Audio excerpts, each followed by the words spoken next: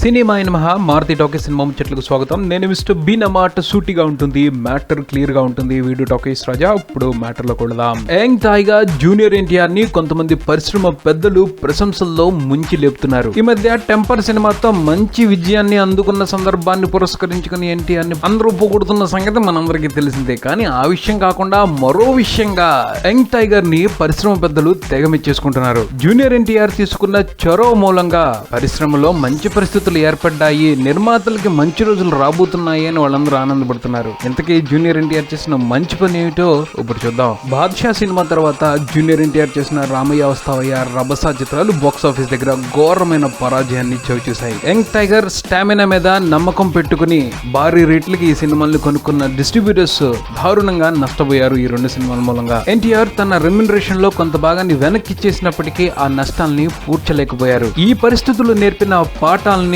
గుర్తు పెట్టుకుని temper cinema production కి సంబంధించి చాలా జాగ్రత్తలు పాటించారు అని తెలుస్తా ఉంది. హీరోగా నటించి వెళ్ళిపోవడం కాకుండా ప్రొడక్షన్ కి సంబంధించి ప్రతి విషయంలోనూ ఇన్వాల్వ్ అయ్యి అనవసరమైన ఖర్చులను తగ్గించి అవసరానికి తగ్గట్టు పద్ధతిగా వ్యవహరించి డిస్ట్రిబ్యూటర్స్ కు మంచి జరిగేలా బిజినెస్ ని ఎంకరేజ్ చేసి ఇలా పలు రకాలైన జాగ్రత్తలు తీసుకుని టెంపర్ ని ప్రేక్షకుల ముందుకు తీసుకొచ్చి ఎన్టీఆర్ కొత్త మార్పుకి శ్రీకారం చుట్టారు అని చెప్పేసి మాట్లాడుకోవడం జరుగుతూ ఉంది. అంటే యాక్ట్ చేయటం వరకే మన పని, బిజినెస్ సినిమాకి ఎంత ఖర్చు పెట్టాలి అన్న విషయం దర్శకుడు ప్రొడ్యూసర్ తేల్చుకుంటారు అన్న హీరోలు ఎక్కువ మంది ఇండస్ట్రీలో ఉన్నారు. అలా కాకుండా మన మీద నమ్మకంతో నిర్మాత ఖర్చు పెడుతున్నాడు, డిస్ట్రిబ్యూటర్స్ కొనుక్కుంటున్నారు, ఆ తర్వాత వాళ్లే లాస్ అవుతున్నారు. సో మనం కొంచెం జాగ్రత్తగా ఉండటం మూలంగా ఈ లాస్ ని తగ్గించొచ్చు అన్న కోణం నుంచి ఎన్టీఆర్ తీసుకున్న చొరవ తప్పకుండా టెంపర్ గా కలిసి వచ్చిందని మాట్లాడుకోవడం జరుగుతూ ఉంది. అలానే ఎన్టీఆర్ పాటించిన విధానం పరిశ్రమ అభివృద్ధికి తోడ్పడే అవకాశాలు ఉన్నాయి. ఎందుకంటే భారీగా రెమ్యునరేషన్ తీసేసుకుని సినిమాతో మాకు సంబంధం లేదు అనుకోకుండా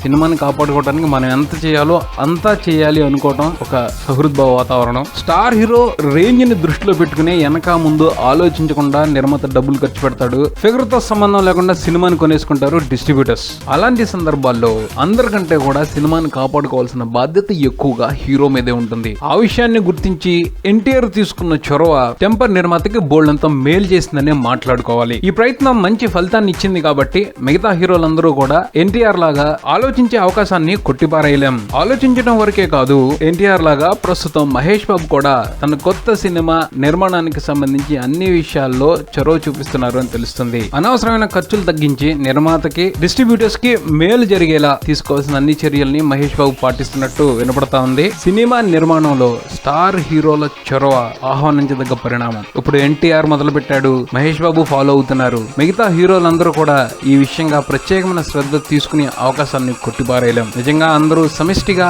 మంచి జరగాలని ప్రయత్నిస్తే తప్పకుండా జరిగి తీరుతుంది. తెలుగు సినిమాకి మంచి జరిగి తీరుతుంది. చూద్దాం మిగతా హీరోలందరూ కూడా ఈ విషయంగా ఇటువంటి చొరవను ప్రదర్శిస్తారు. ఇది బుల్టన్, మరో బుల్టన్తో మళ్ళీ కలుద్దాం. Keep watching Maruti talkies. For me mister B and talkies Raja. Thank you.